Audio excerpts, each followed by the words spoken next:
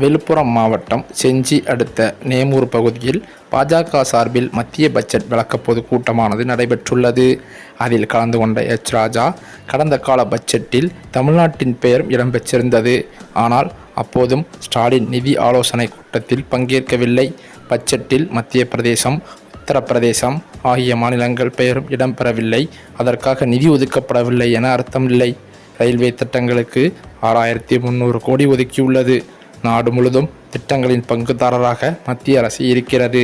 மேலும் காங்கிரஸ் திமுக 10 ஆண்டு கூட்டணி ஆட்சியில் 8000 கோடி ஒதுக்கப்பட்டது.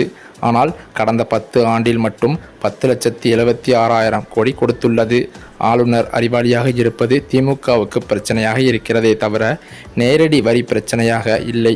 செலுத்துவோர் எண்ணிக்கை 2 மடங்காக உயர்ந்துள்ளது. நாட்டின் வளர்ச்சி எந்த திசையில் செல்ல வேண்டும் என தீர்மானிப்பதுதான் பட்ஜெட். அதேபோலத்தான் நாட்டின் உட்கட்டமைப்பு 11,000 கோடி ஒதுக்கப்பட்டது. இடதுசாரிகள் 6 நாடாளுமன்ற உறுப்பினர்களில் 4 நாடாளுமன்ற உறுப்பினர்கள் திமுக போட்ட பிச்சை.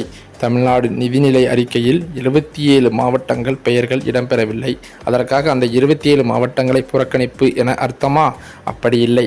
முத்ரா திட்டத்தில் அதிக கடன் பெற்றவர்கள் தமிழ்நாட்டினர்தான். பெண்கள் குழந்தைகளுக்கு 3 லட்சம் கோடி ஒதுக்கப்பட்டிருக்கிறது. விவசாயிகளுக்கு 1,50 கோடி ஒதுக்கப்பட்டிருக்கிறது. மேலும் மத்தியில் அரசு இல்லா திட்டங்களையும் பெற்று பயனடைந்து வருகிறது. நாடாளுமன்றத்தில் எப்படி நடந்து கொள்ளக்கூடாது என ராகுல் காந்தி செயல்பாடுகளை வைத்து தெரிவித்துக் கொள்ளலாம் என ராகுல் காந்தி செயல்பாடுகள் இவ்வாறு நாகரிகம் இல்லாமல் இருப்பது பெரும் சர்ச்சையைத்தான் உருவாக்கி வருகிறது என ராகுல் காந்தி பேசியது பெரும் சர்ச்சைக்கு உள்ளானது. இன்றைக்கு ஜனாதிபதி உரைக்கு நன்றி தெரிவித்து பிரதமர் பேசும்போது கூட எதிர்க்கட்சியினர் தொடர்ந்து சத்தம் போட்டு கொண்டுதான் இருந்தனர். நாட்டில் ஜனநாயகம் எங்கே போகிறது?